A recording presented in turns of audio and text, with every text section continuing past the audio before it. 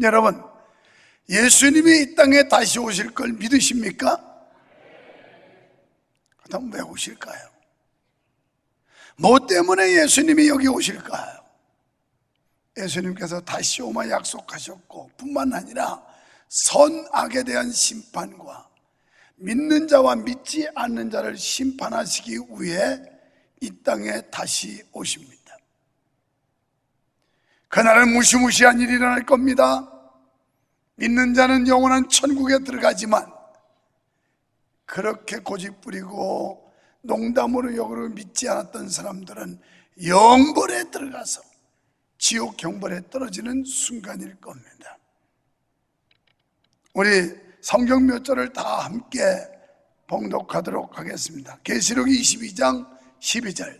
보라, 내가 속히 오리니 내가 줄 상이 내게 있어 각 사람에게 그가 행한 대로 갚아주리라.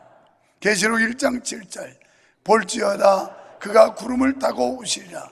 각 사람의 눈이 그를 보겠고 그를 찌른 자들도 볼 것이요 땅에 있는 모든 족속이 그로 말미암아 애곡하리니 그러하리라. 아멘.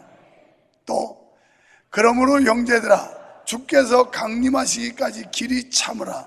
보라, 농부가 땅에서 나는 귀한 열매를 바라고 길이 참아 이른 비와 늦은 비를 기다리나니, 이와 같이 그리스도도 많은 사람의 죄를 담당하시려고 단번에 들이신 바 되셨고 구원에 이르게 하기 위하여 죄와 상관없이 자기를 바라는 자들에게 두 번째 나타나시리라.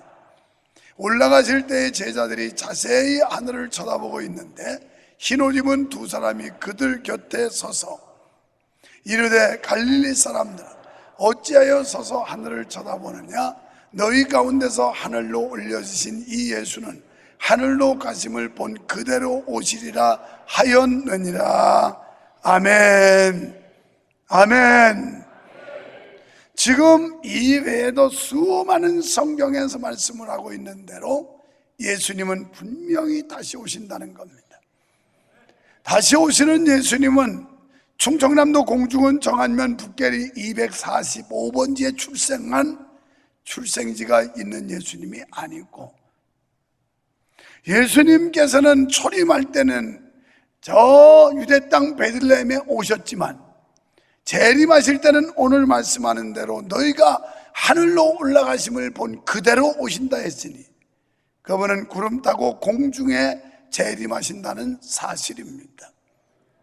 그리고 부활해서 승천하시는 모습을 본 그대로 그를 찌른 자들, 그를 죽이고 반대한 자들, 모든 사람들이 보도록 오신다는 게 오늘 성경이요, 뿐만 아니라 사람들이 행한 대로 갚아주기 위해서 온다라고 말씀했습니다.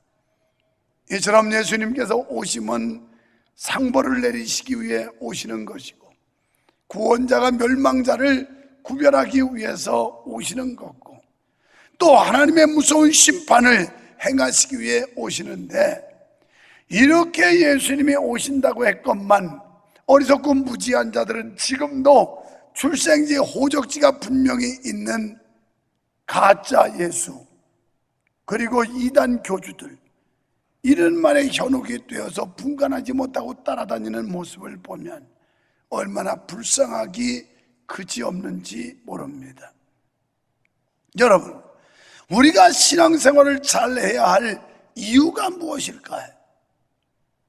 만약에 종말이 없다면, 또 하나님의 상벌이 없다면 우리가 신앙생활을 잘해야 될 이유가 없을 겁니다. 피곤함에도 불구하고, 바쁨에도 불구하고, 모자라는 돈임에도 불구하고 우리가 이렇게 열심히 신앙생활하는 것은 바로 하나님 앞에 설 때 칭찬받고 상급받기 위함인 줄로 믿습니다. 학생이 열심히 공부하고, 직장인들이 열심히 노력하며 근무하고, 운동선수가 열심히 훈련하는 이유가 무엇일까요? 결국 평가와 보상이 있다는 것 때문에 그렇게 혼신의 노력을 다하는 것입니다. 본문의 비유는 예수님께서 승천하시기 전 이제 멀리 타국에 가는 비유를 통해 내가 다시 올 때까지 너희에게 부여된 임무, 너희에게 주어진 사명을 소홀히 하지 말고 열과 성을 다하여 충성되게 감당하라고 하는 그런 분보입니다. 저는 오늘 이 시간 착한 종, 악한 종에 대해서 말씀을 드리려고 제목을 정했습니다. 착한 종이 누굴까요? 말 잘 듣는 사람. 악한 종은 누굴까요? 말 안 듣는 사람.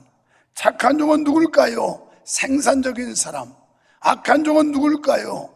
비생산적인 사람. 착한 종은 누굴까요? 주인을 신뢰하고 믿는 사람. 악한 종은 누굴까요? 주인을 의심하는 이런 불신의 사람. 그 외에도 여러 가지 차이가 있습니다. 착한 종은 부지런하게 열심히 일한 사람, 악한 종은 게을러서 빈둥거리고 논 사람. 어쨌든 착한 종과 악한 종의 차이는 현격하게 난다는 것을 알 수가 있습니다. 우리는 하나님의 말씀을 잘 들어야 합니다. 마태복음 7장 20절에서 이러므로 그들의 열매로 그들을 알리라 하시면서 21절에서는 나더러 주여 주여 하는 자라고 천국 가는 게 아니고 다만 하늘에 계신 내 아버지의 뜻대로 하는 자라야 간다. 우리가 예배당 왔다 갔다 시계주처럼 이랬다고 천국 가는 게 아니고, 그냥 입술로만 나 예수 믿는다고 얘기한다고 천국 가는 게 아니고, 아버지의 뜻대로 하나님의 말씀 따라 하나님의 분부에 순종하는 사람만이 천국 간다 그랬습니다. 마태복음 22장 50절에 누구든지 하늘에 계신 내 아버지의 뜻대로 하는 자가 내 형제 자매 내 어머니이라. 우리가 하나님의 뜻대로 하나님의 말씀대로 사는 사람이 착한 종이라는 겁니다. 마태복음 7장 13절로 14절에서는 좁은 문으로 들어가라 그랬어요. 사람들은 생명으로 가는 길은 좁고 협착해서 불편이 많다는 거예요. 그래서 안 가려고 한다는 겁니다. 그런데 사망으로 가는, 지옥으로 가는 문은 아주 넓다는 거예요. 그래서 사람들이 가기를 좋아한다. 그러나 너희는 이렇게 쉽고 편하게 예수 믿으려고 하지 말고 다소 불편이 있고 부담스러워도 좁은 문, 이게 바로 생명의 문이다. 이 길이 사는 길이다. 예수님은 이렇게 말씀하신 겁니다. 요한복음 15장 8절에 열매를 통해서 그 믿음을 알 수 있다고 그랬습니다. 여러분이 말로 청산유소로 잘 믿는 것 같이 백날 떠들어도 가짜입니다. 열매가 없으면 모두 가짜입니다. 예수님께서는 입만 무성한 무화과 나무를 저주한 이유가 열매가 없었기 때문에 그렇습니다. 오늘 이 시간, 그리고 오늘날 우리가 예수 믿으면서 우리는 지금 입만 무성한, 내가 몇십 년 믿었습니다, 내가 교회에서 이런 직분을 가지고 있습니다라고 하는 입만 무성한 열매 없는 무화과나무 같은 신자는 아닐런지요. 자, 그렇다면 착한 종은 어떤 사람인가? 부여된 임무를 성실하게 준행하는 사람, 이 사람이 착한 종입니다. 각자가 받은 갖가지 재능들을 최대한 활용하여 성실히 봉사함으로 하나님의 뜻을 이루어 드려야 합니다. 여러분, 모든 사람은 하나님으로부터 각각의 사명을 부여받았습니다. 따라서 모든 은사를 가졌더니 그것은 내 것이 아니라 하나님께서 내게 맡겨주신 것입니다. 그리고 다른 사람이 가진 것보다 내가 받은 게 우월하지도 않고 또 다른 사람이 받은 것보다 열등하지도 않다는 생각을 가져야 됩니다. 다만 우리는 감사할 뿐 자랑하거나 교만에 빠져서는 아니 됩니다. 15절 말씀에서 재능을 따라 주셨다라고 말씀합니다. 주인은 종들의 능력에 따라 5달란트, 2달란트, 1달란트 각각 그들에게 그 사명을, 임무를, 은사를 주셨는데 주인은 종들의 능력을 잘 알고 있습니다. 그래서 각각 그 능력 여하에 따라서 달란트를 차등으로 주었습니다. 이 달란트라고 하는 텔레비전에 나오는 탤런트라고 하는 이 어원이 바로 성경에 나오는 달란트입니다. 여러분, 사람의 재능이나 능력이 똑같을 수는 없습니다. 하나님께서는 우리의 한계를 아시고 우리가 갖지 않은 것을 내놓으라 하시지도 않고, 또 받은 재능을 어떻게 쓰는지에 따라서 하나님은 평가를 하신데, 여러분, 재능의 많고 적음을 따지지 않는다는 겁니다. 다만 많이 받으면 많이, 적게 받으면 역시 그에 상당한 책임을 져야만 합니다. 그러니까 이 달란트라고 하는 거, 은사라고 하는 건 선물임과 동시에 이것은 과제입니다. 그러니까 이 과제, 숙제를 풀어야 된다는 거예요. 하나님이 각 사람의 분량 따라 달란트를 주셨는데 그 달란트는 반드시 이루어야 할 과제라는 거예요. 그래서 본문에 등장하는 2달란트, 5달란트 받은 사람은 배로 남겼습니다.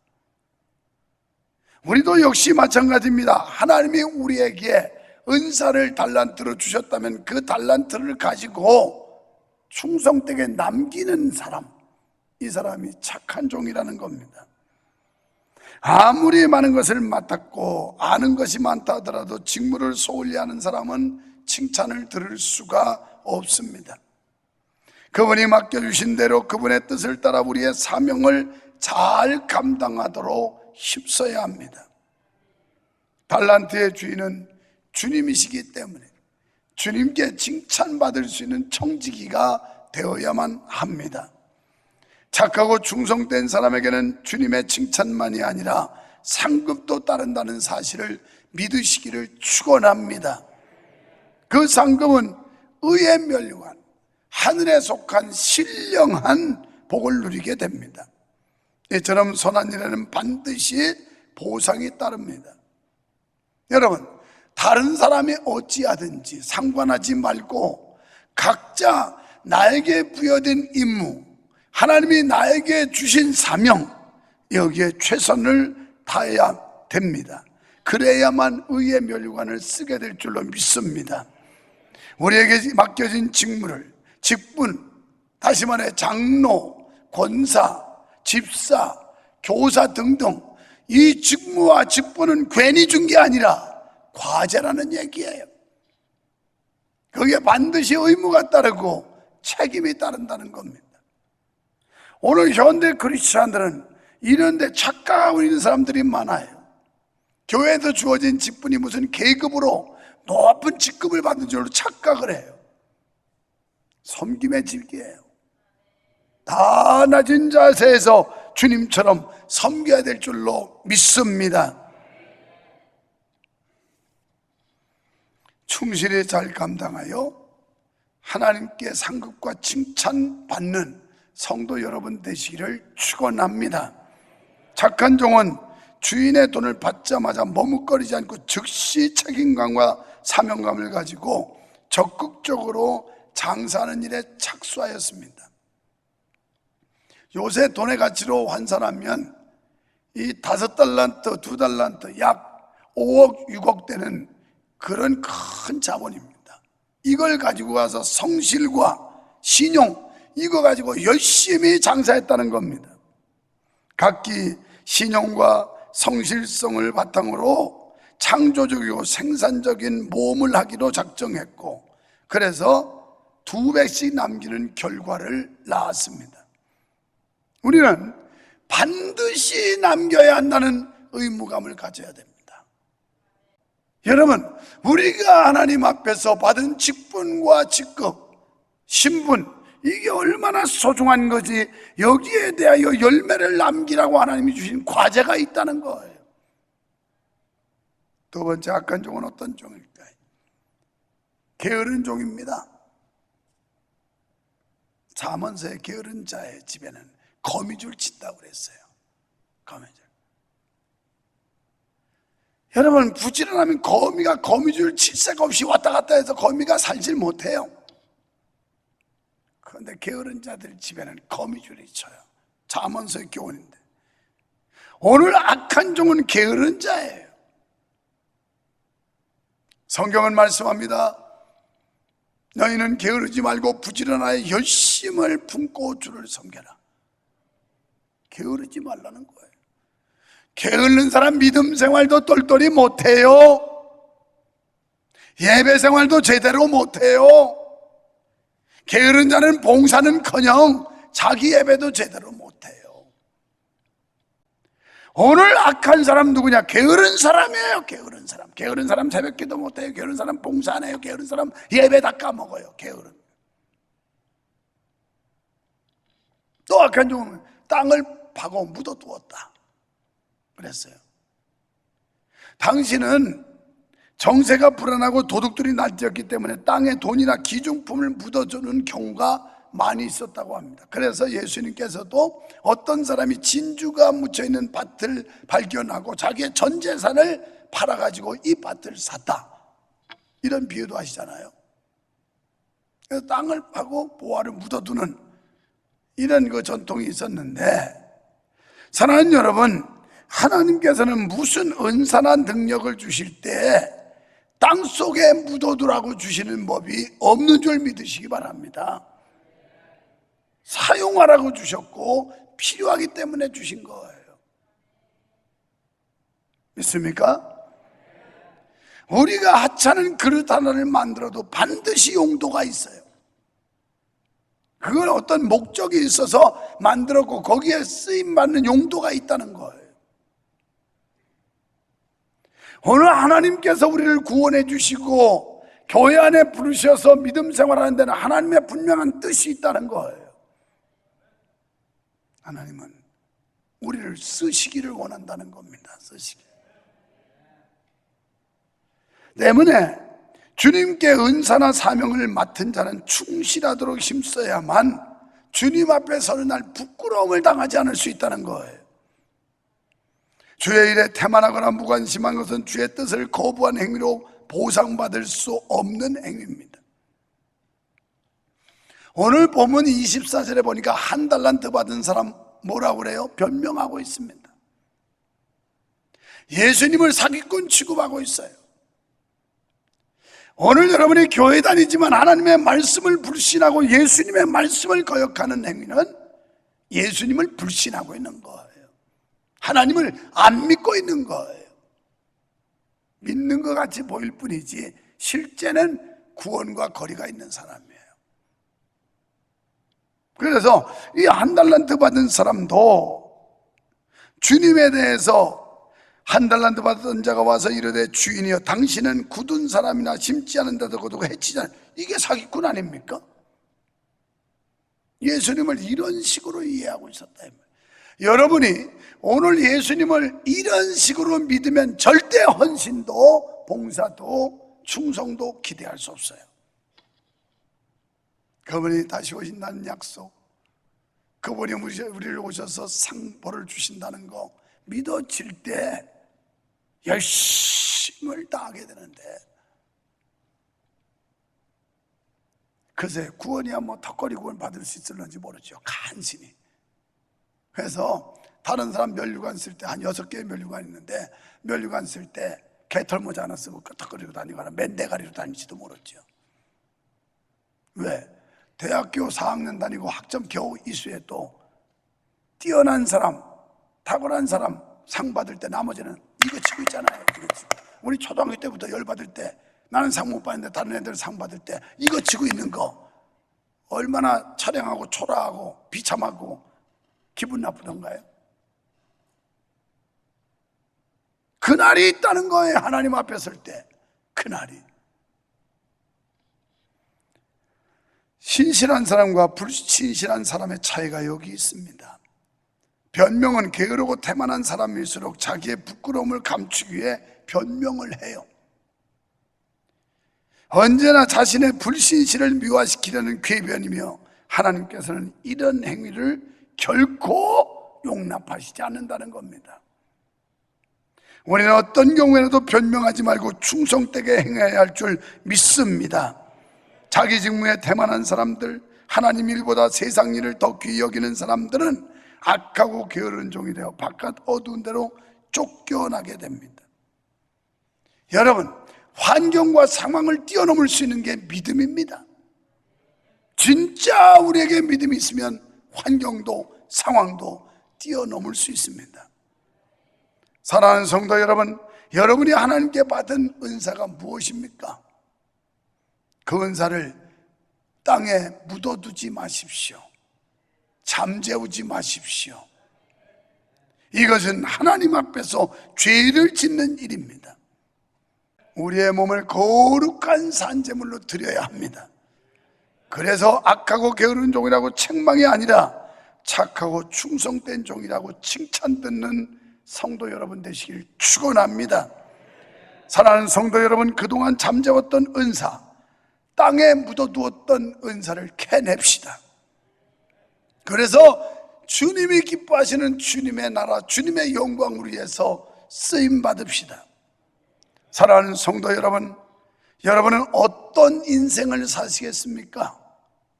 인생을 사는 두 종류의 방식이 있는데, 소유를 추구하는 삶과 존재를 추구하는 삶입니다. 여러분은 과연 소유를 추구하는 인생입니까? 존재를 추구하는 인생입니까? 인생의 목표를 무엇을 얼마나 많이 가질까로 정하고 오로지 더 많이 갖는데 인생을 거는 사람이 있습니다. 이런 소유 추구의 삶은 불만과 허무로 끝납니다.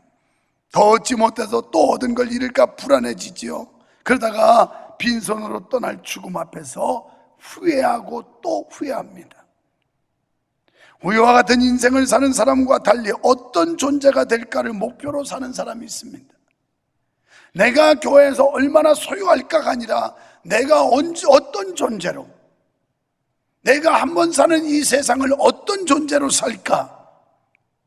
나는 아무래도 전자보다는 후자 쪽에 가깝다고 스스로가 그렇게 생각합니다. 주께서 주신 사명을 찾고 그것을 위해 사는 것입니다. 평탄한 길을 걸을 때나 고난의 가시밭길을 위해서는 항상 주님께서 함께 하심을 믿고 살아가는 것입니다. 여러분의 인생을 어떻게 살고 싶으십니까? 육신의 욕심에서 벗어나 감사가 넘치는 마음에서 항상 기쁨으로 이웃과 사랑을 나누며 예수를 전하며 현재를 두려워하지 않는 인생을 살고 싶지 않습니까? 주님의 사람으로 하나님 나라를 위해 살아보십시오. 그러면 주님께서 참된 행복을 더해 주실 것입니다. 마태복음 6장 33절 말씀처럼 너희는 먼저 그의 나라와 그 의를 구하라. 그리하면 이 모든 거, 뭐 먹을까, 뭐 마실까, 뭐 입을까 염려하는 거, 그거 다 채워준다고 그랬습니다. 여러분의 삶의 목표가 달라지시고, 여러분의 목적을 새로 설정하시고 하나님의 거룩한 영광을 위해 목표 설정을 하신다면 하나님은 거기에 필요한 모든 것들을 우리에게 채워가실 줄 믿으시기를 축원합니다. 우리 모두 주님 다시 오실 때까지 좁고 협착하고 불편한 길 같은 믿음의 삶이지만 이 길을 가야 합니다.